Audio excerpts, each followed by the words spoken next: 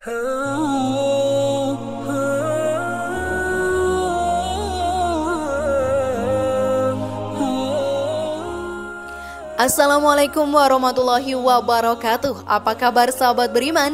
Selamat datang di Magenta Islam.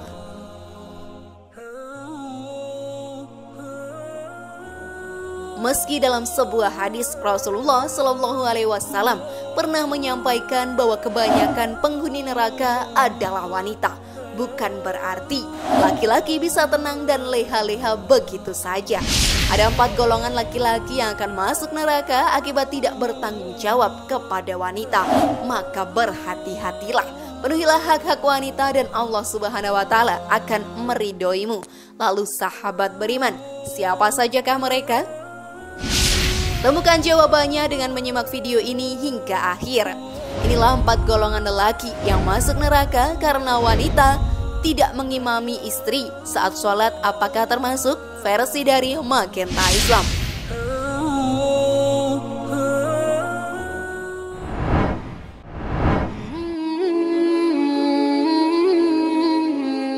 Dalam Islam, pria merupakan pemimpin keluarga.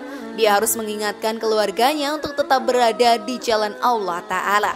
Pria bahkan bertanggung jawab atas pengetahuan kepada istri dan anak-anaknya. Jika lalai, maka pria tersebut akan ditarik ke neraka karena tidak menjalankan tanggung jawabnya. Hal ini tertuang dalam surat Al-A'raf ayat 78.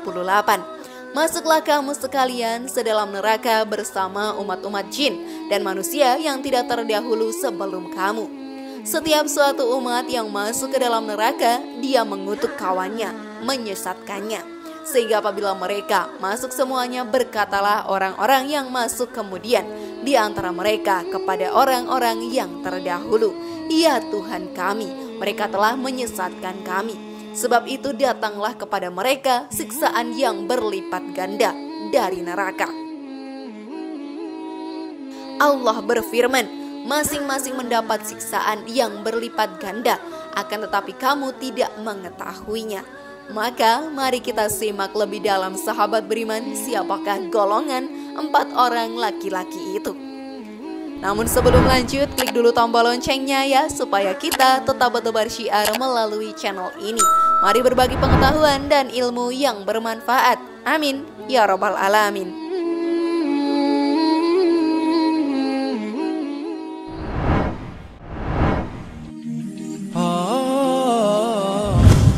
Seorang ayah yang durhaka. Jika seorang lelaki yang telah menyandang gelar ayah, namun ia tidak mempedulikan anak perempuannya, tidak peduli dia sholat atau tidak, tak peduli dia bisa mengaji atau tidak, tidak peduli dia menutup aurat atau tidak, tidak peduli mau belajar agama atau tidak. Tugas seorang ayah bukan hanya mencari nafkah, tetapi juga membimbing kepada kebaikan. Sebagaimana Rasulullah Shallallahu Alaihi Wasallam bersabda, setiap kamu adalah pemimpin, dan setiap pemimpin akan dimintai pertanggungjawaban terhadap apa yang dipimpin. Seorang lelaki adalah pemimpin bagi anggota keluarganya, dan dia akan dimintai pertanggungjawaban terhadap apa yang telah dipimpinnya atas mereka. Hadis riwayat Muslim. Seorang lelaki harus tahu tugas dan tanggung jawabnya jika sudah menjadi seorang ayah atau suami, karena hal itu berkenaan langsung dengan terpenuhinya hak-hak istri dan anak dalam keluarga. Sementara dalam Al-Quran, Allah juga telah menggariskan tugas setiap orang beriman. Hai orang-orang yang beriman, peliharalah dirimu dan keluargamu atas api neraka yang bahan bakarnya adalah manusia dan batu. Penjaganya malaikat-malaikat yang kasar, keras, dan tidak mendurhakai Allah terhadap apa yang diperintahkannya kepada mereka yang selalu mengerjakan apa yang diperintahkan. Quran Surat At-Tahrim ayat 6. Ayah merupakan benteng penjaga bagi putra-putrinya dari perbuatan maksiat dan juga dosa. Jangan sampai seorang ayah kehilangan kepekaan iman, sehingga membiarkan anggota keluarganya larut dalam gelimang maksiat dan dosa. Atau yang lebih parah, ia sendiri yang menjerumuskan istri dan anak-anaknya dalam dosa. Ada ancaman yang sangat berat terhadap ayah yang tidak peduli terhadap agama dan akhlak putra-putrinya. Seperti ayah yang tidak peduli dengan pakaian anak-anaknya, membiarkan aurat terbuka dan menjadi pandangan umum. Atau seorang ayah yang membiarkan anaknya pergi berdua-duaan dengan lelaki lain yang bukan muhrimnya. Para pria seperti itu disebut dengan dayus, dan dayus termasuk terancam orang yang tidak bisa masuk ke dalam surga. Jika surga tidak menerima, tentu nerakalah tempat kembalinya. Mengerikan sekali, bukan sahabat beriman?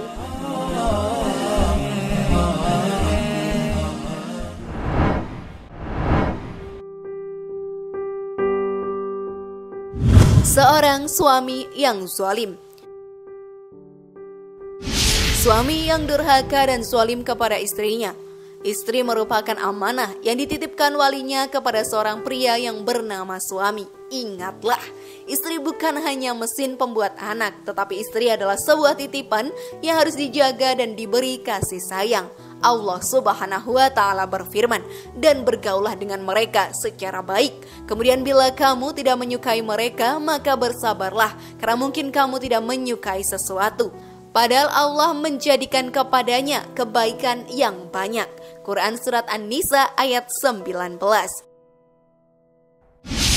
Termasuk dalam hal yang baik, yaitu baik dalam bertutur kata, baik memperlakukannya, tidak bermuka masam ketika bertemu. Begitu juga baik dalam nafkah. Bergaul dengan baik berarti juga kesamaan dan kesetaraan. Artinya, suami akan mendapat perlakuan baik dari istri ketika suami memperlakukan istri dengan baik. Bahkan suami diminta bersabar menerima kekurangan dari istrinya, juga ketika istri tidak melaksanakan kewajibannya dengan maksimal.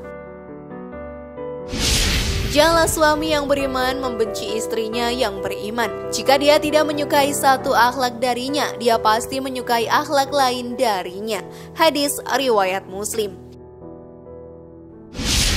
Merupakan hak istri untuk mendapatkan nafkah dari suaminya, baik itu pangan, pakaian, tempat tinggal, dan semua keperluan yang disesuaikan dengan kemampuan suami dan status istri. Bahkan dalam hal pangan, hak istri untuk mendapatkan makan siap santap dari suaminya. Demikian juga butuh tempat tinggal.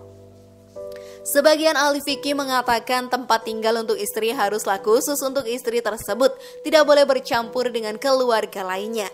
Dan jika istri berasal dari kalangan berada yang biasa dilayani dengan pembantu, maka haknya juga untuk mendapatkan pembantu yang disediakan oleh sang suami.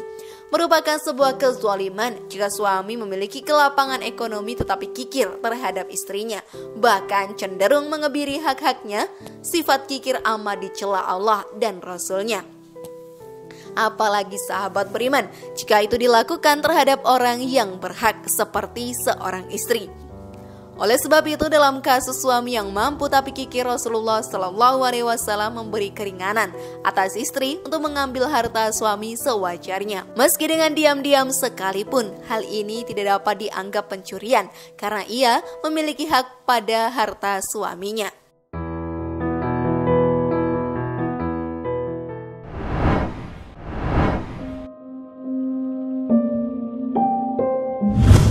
Saudara laki-laki. Sebab jika ayah telah tiada, tanggung jawab menjaga seorang wanita adalah saudara lelakinya. Termasuk dalam hal ini adalah paman, jika mereka hanya mementingkan keluarganya saja. Sementara adik atau keponakannya dibiarkan jauh dari ajaran Islam, maka tunggulah ancaman neraka di akhirat kelak. Saudara laki-laki memiliki kewajiban yang melekat terhadap saudara-saudara perempuannya, mulai dari mendidik, menyayangi, melindungi, dan membela mereka. Jika ayah telah wafat, maka saudara laki-laki berperan sebagai pengganti ayah. Wajib memberikan nafkah kepada saudara perempuan yang belum menikah atau yang menjanda jika mereka tidak mampu.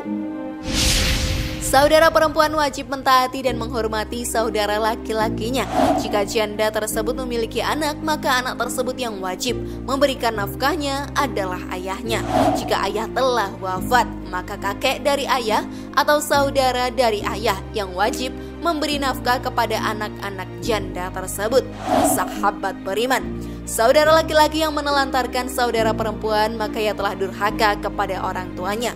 Tugas lain dari saudara laki-laki adalah menjaga harta saudara perempuannya. Jangan malah mengkhianatinya dengan merampas hartanya.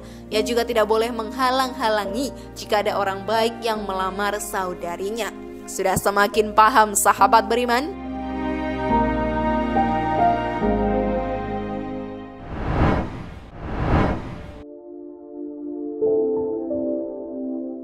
Anak laki-laki yang tidak merawat orang tuanya.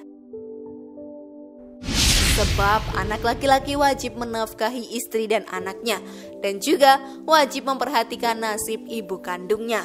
Jika ibunya tidak mampu, maka kewajiban nafkahnya juga menjadi tanggung jawabnya. Dan celakalah bagi anak laki-laki yang durhaka kepada kedua orang tuanya. Sebagaimana sabda Rasulullah SAW. Seorang laki-laki yang datang kepada Rasulullah lalu bertanya, "Wahai Rasulullah, siapakah orang yang paling berhak aku hormati?" Sabdanya, "Ibumu." Ia lalu bertanya, "Kemudian siapa?" Sabdanya, "Ibumu." "Kemudian siapa lagi?" Sabdanya, "Ibumu." "Kemudian siapa lagi?" Sabdanya, "Ayahmu." Hadis riwayat Muslim. Secara khusus sahabat beriman, Islam menekankan hak ibu terhadap anak laki-laki kandungnya. Mengapa terhadap anak perempuan kandungnya tidak? Karena setelah anak perempuan menikah, ia lebih berkewajiban mentaati suaminya dibanding ibunya. Sedangkan anak laki-laki meski sudah menikah tidak mengurangi kewajibannya untuk berbakti kepada orang tuanya, dan berbakti kepada ibu lebih didahulukan daripada kepada istrinya. Jadi pengabdian anak laki-laki kepada ibu kandungnya tidak pernah putus, tetapi pengabdian anak perempuan lebih utama kepada suaminya. Oleh karena itu sahabat beriman, anak laki-laki lebih terikat kepada ibunya dibandingkan anak perempuan. Laki-laki wajib menafkahi istri dan anaknya, dan juga wajib memperhatikan nasib ibu kandungnya. Jika ibunya tidak mampu, maka kewajiban nafkahnya juga menjadi tanggung jawabnya. Seorang istri juga harus menyadari bahwa kewajiban suami juga terhadap ibu kandungnya. Maka para istri, doronglah untuk lebih suamimu berbakti kepada ibunya.